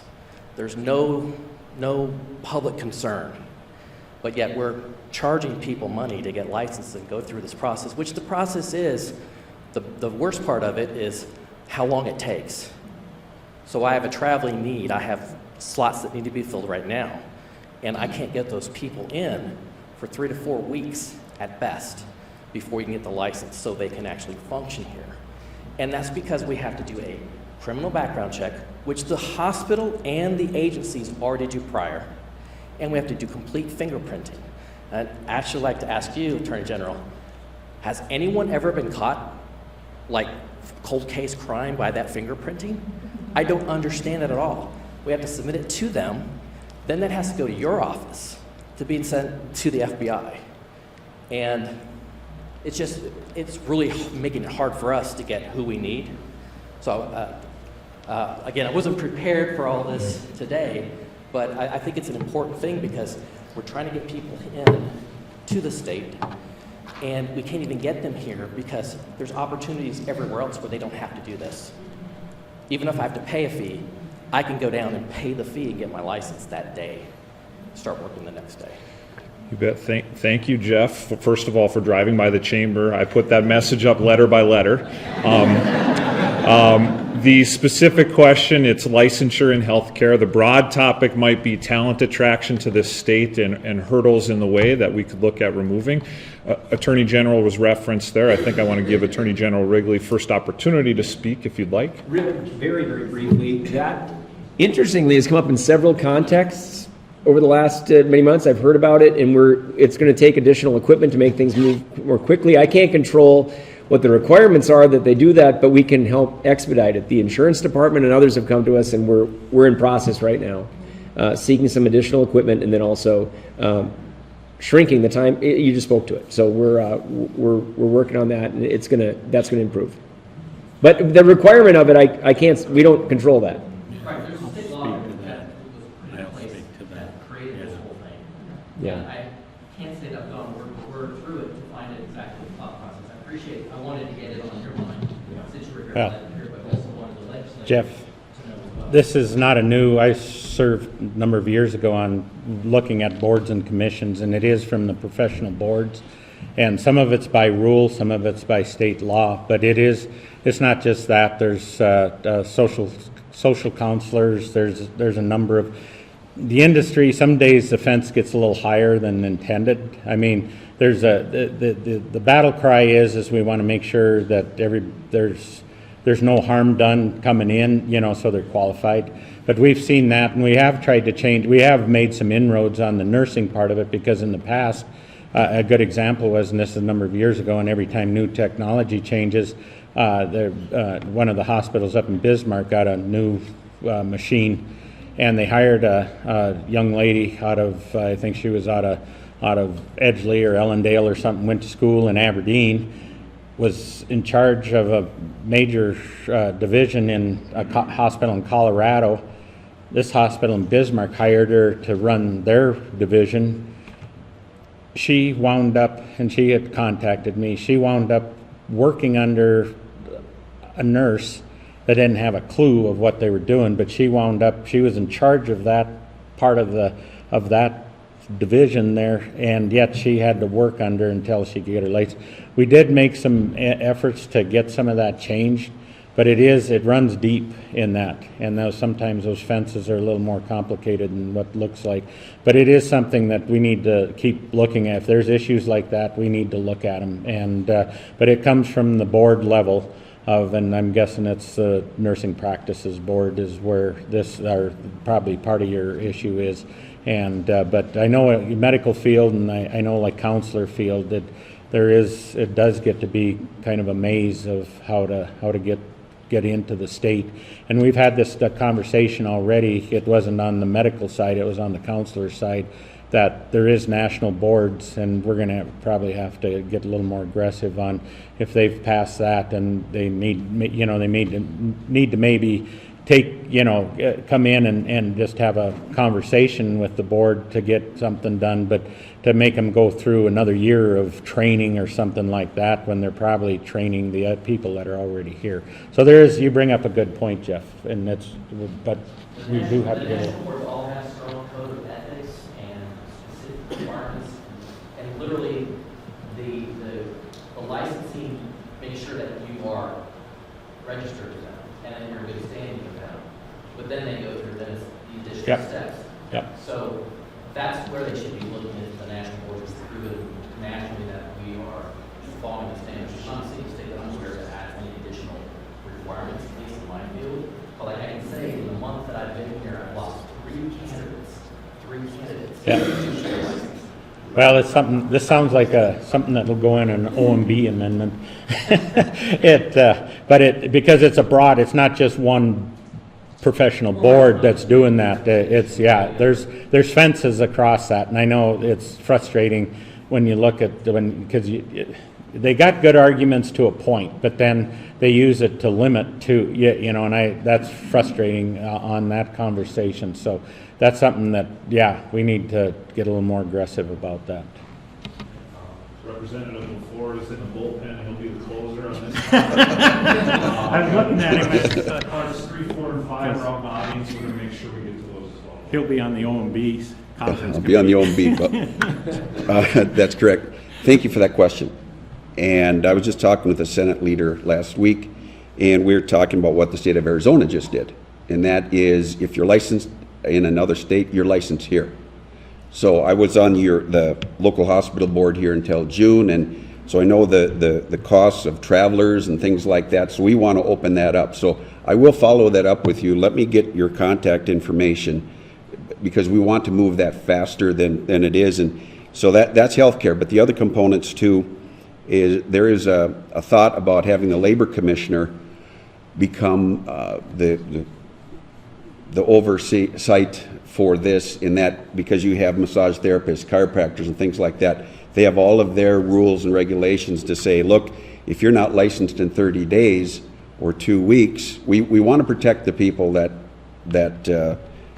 child care, all these things. But you're right, we do have a problem with that. So I'll get your contact information, and we'll look at what Arizona did and try to speed that process along for you. Balance attraction to the state, definitely a hot topic. We're going to shift gears here. Hi, Liz Friedman, Dickinson. I just wanted to bring your attention to several bills that have been proposed relating to transgender rights that would be very harmful to people that we have living here in the state. I have friends, I have students, and this would massively negatively impact them. We've got Senate Bill 2199 on pronouns, House Bill 1249 on sports, House Bill 1139 on birth certificates, and House Bill 1301 on medical transitions. All of these would restrict people. They are harmful, they are hostile, and when bills like this have been passed in other states, it has had a huge negative impact on transgender people and their families. I have friends in other states, like Florida, that have had to leave the state because they were no longer welcome, they were no longer safe, and this would drive people away from North Dakota. I know that to a lot of people, transgender might seem new and strange, but there are people in our community, I have friends, I have students, and we want to protect them and keep them safe and not have a hostile environment. So just please consider the effects that this will have on our children and being welcoming and loving to everyone. Thank you for bringing a new topic to us. Opportunity for any one of our four on the panel to speak to transgender rights. Well, I'm going to get up. I'll tell you right now, there's two genders. And there's a very small part of the population has this gender dysphoria or whatever it is. I think that should be recognized. I agree. But what's gone on now has gone way over the top on this. This pronoun business is, it's ridiculous. So I don't know what the bills are, what they say, but I know there's only two genders, and that was God's issuance, and so that's where I stand on this issue. I'll have to look at what the bills say, but government has its place, but the problem is that I got to look at it, but there's two genders. That's all I can say about this conversation. I voted for the last session. We had and it didn't have anything about transgender or anything like that in it.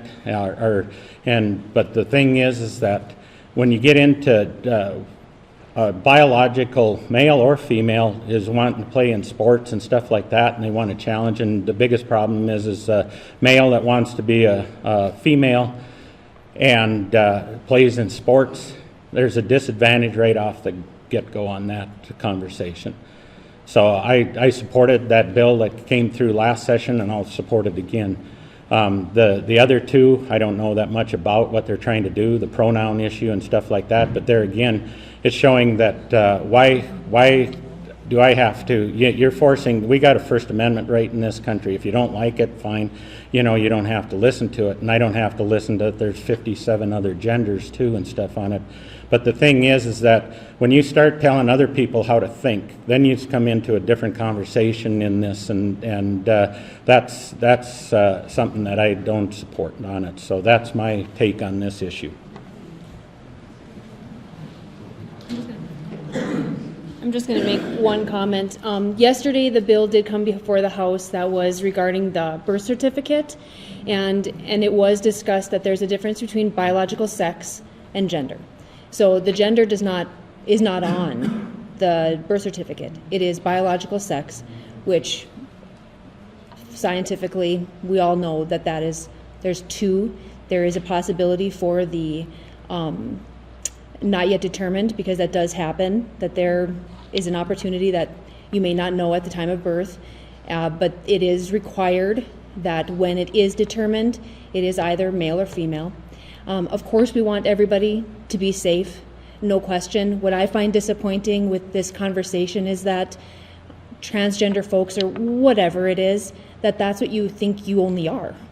You're probably a fabulous attorney or doctor or teacher, all these other things, but we're putting you in a box as if you're only one thing. And I think that's a disappointing conversation that happens, because I think you all are wonderful people. So let's be wonderful people and not reduce yourselves down to a pronoun.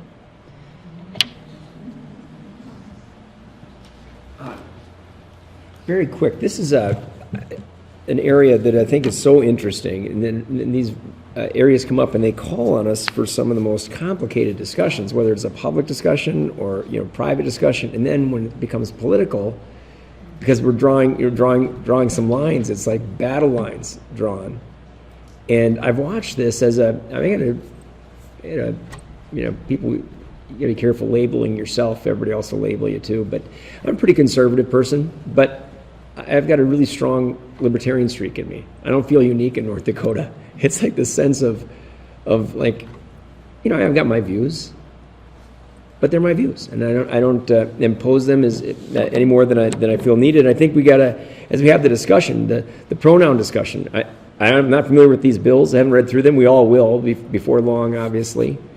The idea that I'm entitled, and I think I am. It's my civil rights. I can tell you that I'm a woman. It is my civil right to do so. I think where people start to have a problem is it starts encroaching on, you shall call me a woman. I shall be acknowledged as a woman. I shall walk into the woman's bathroom. I am a woman. There comes a point where my civil right comes into conflict with a community right, a community understanding. And to say that there is a way, it's new, like you say, there is a way to respect people's civil rights that are more to them in their autonomous humanhood, and yet at the same time recognize that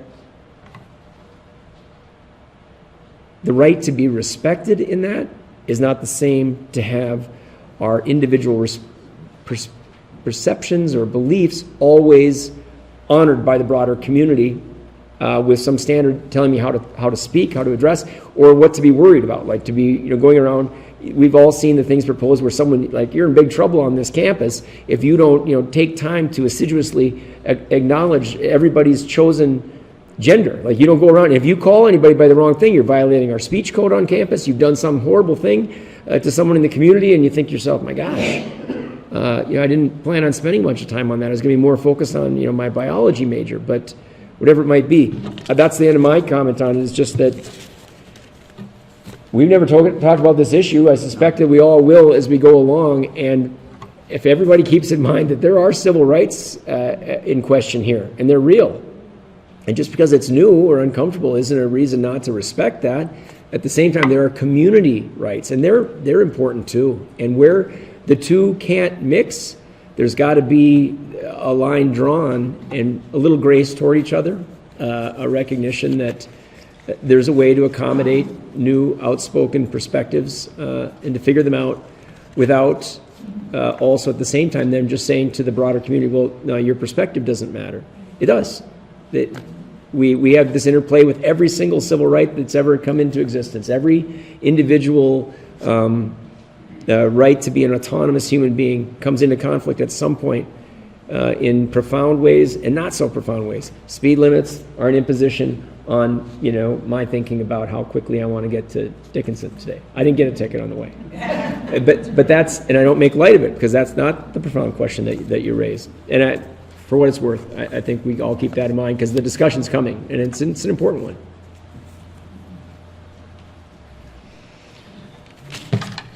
I certainly want a safe environment, and I don't want to drive people away from the state of North Dakota.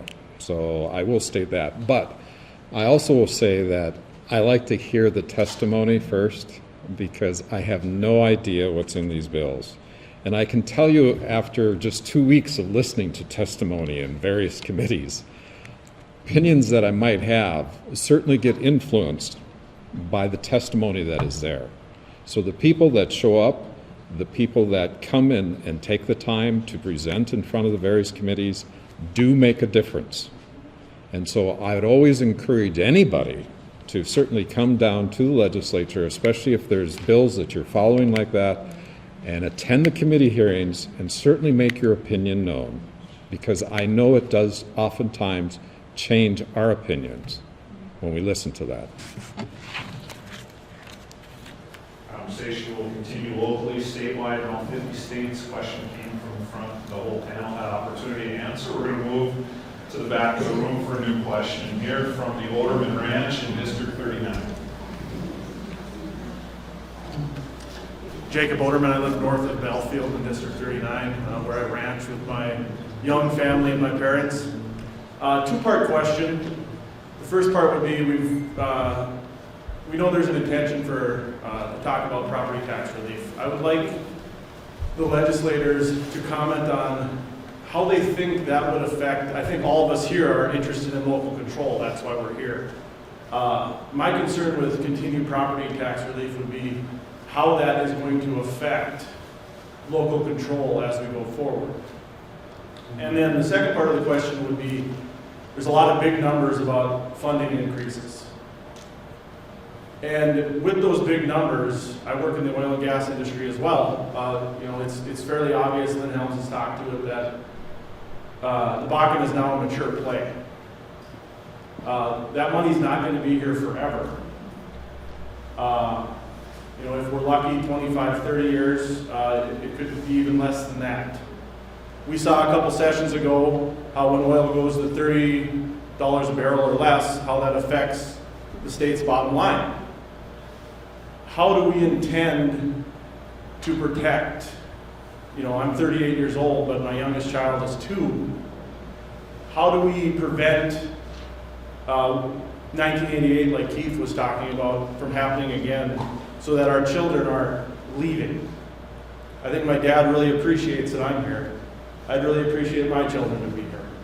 So with that, if I could get some insight on that, that'd be much appreciated. And first of all, and I forgot to thank you.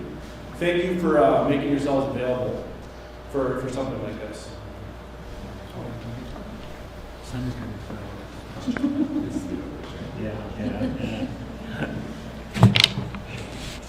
Thank you, Jacob, for that wonderful question.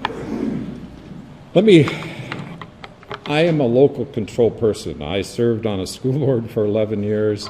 I certainly was involved in this community for a long time. And every time I look at a bill right now, I always consider how can we make this decision locally way better than what we can dictate at the state level.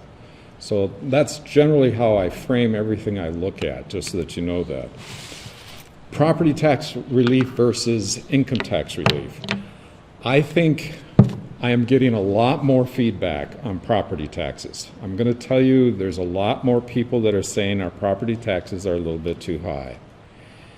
And serving on a school board, I'll tell you what I did when I served on a school board. I loved the confusion that comes from mills. I loved the confusion that comes from increased assessment values. Why did I love all of that stuff? I could come to my constituents and I can tell them that I did not raise the mill levy this year.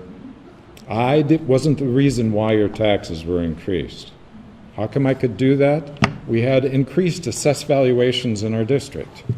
And so it was easy as a school board member, if we had a growing district where we were building property, and then of course by state law we have to have an assessment, make sure everybody's equalized throughout the entire state, we always had increased dollars that were coming in.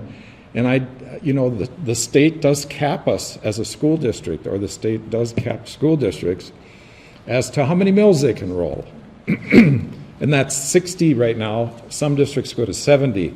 When I was in there, it was 185 mills. And so we brought it down from 100, the state brought it down from 185 mills down to 60 mills. Of course, they're paying that portion now of the property taxes for all of us. Our property taxes would be very, very high. You think they're high right now? They would be very high if that wasn't done, and if you figured that out. So, I think everybody who lives in the state of North Dakota should pay some taxes. It's a privilege to live here. And when I see the state income tax going down to 1.5%, that's pretty cheap. If we're going to do a flat rate tax, 1.5%, and over 50% of the people are not going to pay any taxes at all, I don't know if that's the right way to go. And the reason I don't feel that's the right way to go is oil is not infinite. Our oil taxes, I believe over 50% of the revenues, sales tax and oil revenue taxes, come from the oil industry. When oil does go away, and Lynn Helms mentioned to us in our committee that we'll drill out in 18 years. Under the current technology that we have here, we'll be done in 18 years. There will not be any more wells to drill. It is a mature field. This is going to go away. If we take away income taxes completely, I would hate to be in the legislature when the oil goes away and you're going to have to increase taxes somewhere. And they will be large tax increases. So let's keep income taxes low. Let's try and keep property taxes low. But let's not get rid of any of those, because we have an awakening coming. I might not see it because I'm too old, but I guarantee your children are going to see it. And somebody is going to have to pay the piper when that day comes. So I'm much more not one plan or the other. I think we could reduce both a little bit and be in the game and help everybody out as much as we possibly can. But if you take it away, someday you're going to have to put it back on, and it's going to be not very pretty, is what I say. Thanks for the question.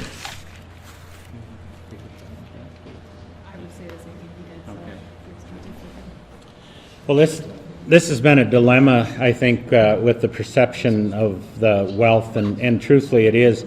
Prior to 2007, that's when basically North Dakota started realizing that we had a resource up in the northwest part of the state that was untapped. And they really didn't know where they were looking at, truthfully. I was working out in the oil patch at the time and stuff on it, and I remember the conversations. They kind of started perfecting the process over in Montana, west of Sydney, and they didn't know how it was going to work in North Dakota, and obviously it worked very well. The problem is, though, is that it's an escalator play, it's a technology play, and so it is at some point, I'm not going to say it's never going to go away, but we go from 1 million, and there's some of the technology that keeps going on. They're going out to 3-mile laterals now. They could push her up again to, target 1 and 1.5, but like I said earlier, gas is going to be a big issue, because as these plays mature, the more gas you get on it. But there is going to be a time when we're going to be not producing what we are today. We're in the same spot that Alaska was a number of years ago. Alaska started their fund in 1973, but the thing is they've got $73 billion in their permanent fund, and they've got another $18 billion in a reserve fund that the legislature could lay their hands on. The problem is we've talked with a number of their legislators in the past, and the people they don't pay any taxes up there. They literally don't pay any taxes up there, but they can't. Their higher education system took a 40% cut 2 years ago. They can't build any roads. When you start getting into that, you start limiting yourself very well. They have a distribution up there that it's roughly about a family of 4. I think it's about $9,000 or so that the family of 4 gets. I think it's somewhere in there. But anyways, you talk to their legislators up there and stuff, you can tell when that hits. The drug sales go up and the booze sales goes up, and the rest of them put it in savings account to send their kids down to the lower 48 to go to higher education. And so it's kind of it really becomes a tricky act when you've got these type of resources, and North Dakota is very reliant. We're 60+% reliant on a state budget on one resource, and so it gets to be a tricky thing how to do this. And the thing is if you don't have participation locally, it's kind of the golden rule. He who has a gold makes a rule, and that starts to become an issue. You see that. Well, I'll take South Dakota for example. Montana's the same way. They limit Montana's got an income tax, but South Dakota doesn't have an income tax. But their property taxes they're 3 times what ours are right across the border. South Dakota, Hardin County. I don't know if you've been going to Deadwood or Spearfish or whatever. Hardin County, there isn't much there, and they're paying $7.5 an acre. I pay $2.5 an acre on property tax and stuff on it. So there's different ways and they rely just about 100% on gaming for their K-12 funding. So there's different ways other states handle this. They just move their taxes around. Plus their sales tax is 5% on everything. They did kind of pull back on groceries and stuff on it, but you pay 5% on everything on sales tax down there.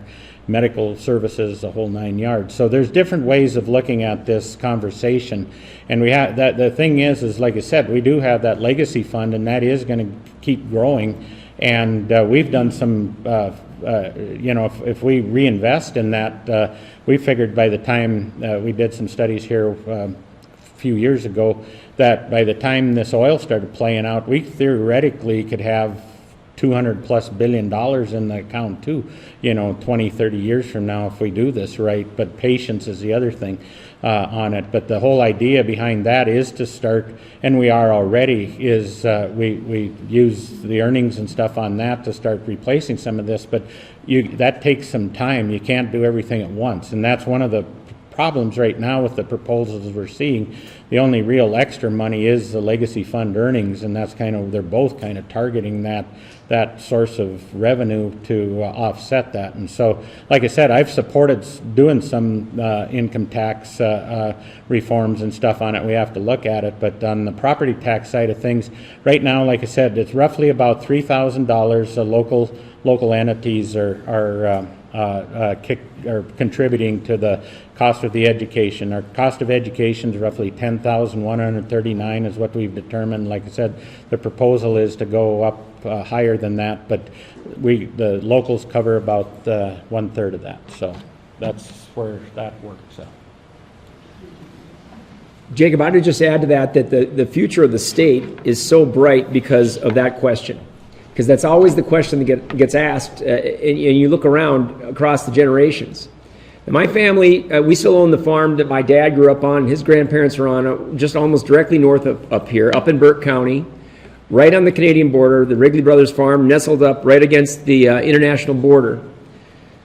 I represent the 4th generation of Wrigleys defending this nation from the very warlike Canadian people. You're welcome.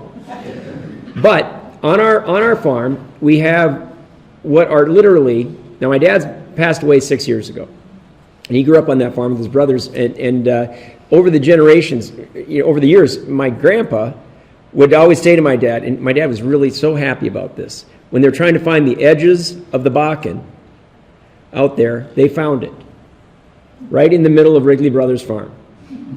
We have, to this day, the 2 lowest producing wells in the Bakken, spread between the 3 Wrigley Brothers family branches, off into the grandkids and everything else.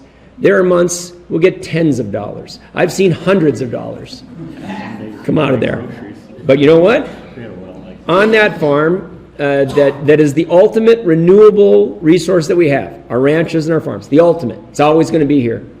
On there is born that same mentality, always expecting this is about to go to hell in a handbasket, and maybe it is. But then what Representative Kaepernick puts out there comes to be ingenuity, creativity. God had a strange plan. He gave us these incredible natural resources, and we find ways. And once in a while, the politics screws it all up, and we declare coal is dead, coal is dirty bad. North Dakota has vast coal resources that our legislature has done so much over the years to put so much money into research and development in our universities and fueling private sector advancement.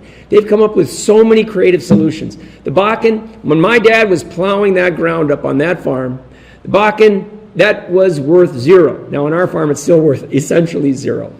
But I still think of him every time I drive by we're out there deer hunting, we're out there pheasant hunting, hanging out at the farm, whatever, and those 2 wells out there in the middle of those wheat fields going away.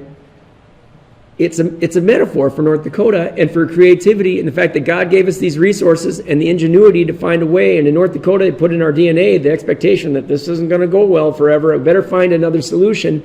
You really do have elected legislators who are constantly looking around the corner. They get criticized a ton, but they put money into research and development that's going to find the way on that next thing. Because like you, my wife and I are so blessed that our kids they're nearby, but also they're anchored here. I fully believe, I'm so happy about the state of our state, and that they'll have if they choose to live here, raise our eventual grandkids, God willing someday, opportunity all over the place. And it's because of both those things, the question and expectation that this won't always be there forever, and always the ingenuity to be looking up ahead and saying, well, what next? And you know what? Sometimes what's next is what was before. Coal. I think coal has a great future because of research and development and ways to make it burn cleaner and cleaner and find other ingenious ways to utilize that, all in support of the ultimate renewable, unending resource, our land, our ranchers and our farmers. Really believe that. Chamber perspective, at noon today, we set 50 chairs today. We needed 60. We said it's a 2-hour event. We're going to need 2 hours, 10 minutes. Final question will be front row here. This gentleman came in, said something nice about me and about my dad, so he gets the last question. Excuse me. My name is Leon Malberg. I live here in Dickinson. I was originally born and raised in the southeast in a county called Sargent. And today my topic is about water boards. Water is not a problem here.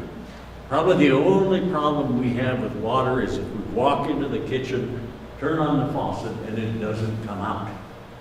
That's not the case in the eastern 2/3 of this state. From about Sterling east, water boards are a cottage industry. They're a big concern to landowners, and it gets worse as you go east. Each county is authorized one water board.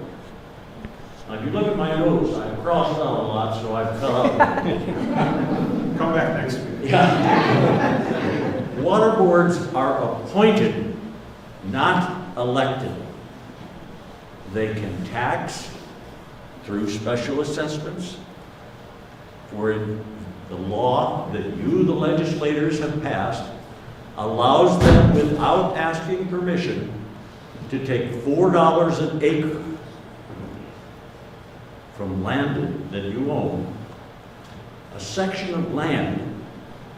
That special assessment can reach $2,500 over and above property tax.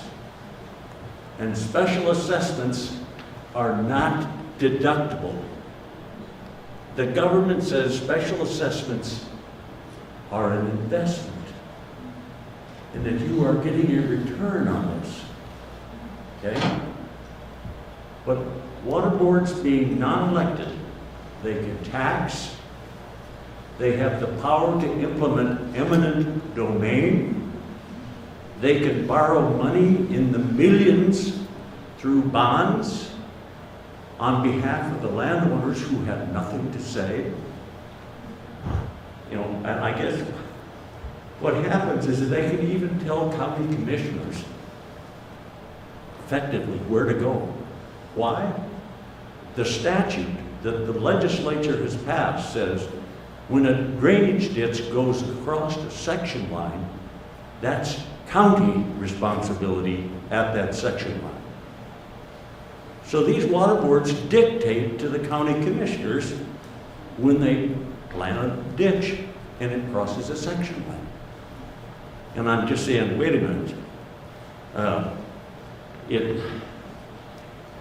It looks like the tail is wagging the dog. Now, I have been fighting this problem for 7 years, and I own the family farm in Sargent County. And I'm in what is called the Drain 11 watershed. It is the largest single watershed of its kind in North Dakota. It has land in Sargent County, Ransom County, Dickey County, and until about 4 months ago, where the board, through action, just verbal action, removed land from Marshall County, South Dakota. Ransom County has never, ever acknowledged that they're even in the watershed. Sargent County has picked up the entire financial load from 1916 to today. All maintenance, all construction. And the reason this happened is that the rules written by the legislature and implemented in the 50s, and they have 2 sets. And they contradict. And they have for 7 years. The first 30 years, water boards used common sense, and things worked. But in the last 40 years, it's Katie barred the door. And you legislators received an email from me with a thumbnail sketch of what I've put up with for the last 7 years. Now, there is 2 bills being presented in the Senate, Senate Bill 2036 and 2037. And they were implemented by your colleagues Now, the Water Board Association wants them killed because it, quote, changes the status quo. I'm saying, look at this critically. Water boards in the eastern part of the state are out of control. Please support those two bills. I have had the privilege of working with Representative Mike Schatz. I have two other bills that I'm introducing in the House, which are housekeeping, but cause landowners all kinds of headaches if they're not corrected. Please look into this. They have too much authority for being appointed. In fact, they spend more money and issue enough debt.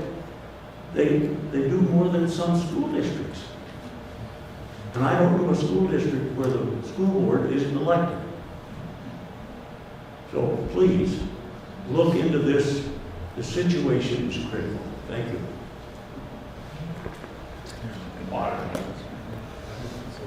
Last topic of the day, opportunity to respond formally here or informally after the event to the panel. Anyone? It'd take the next hour to get into this water issue. Because technology's changed, tiling.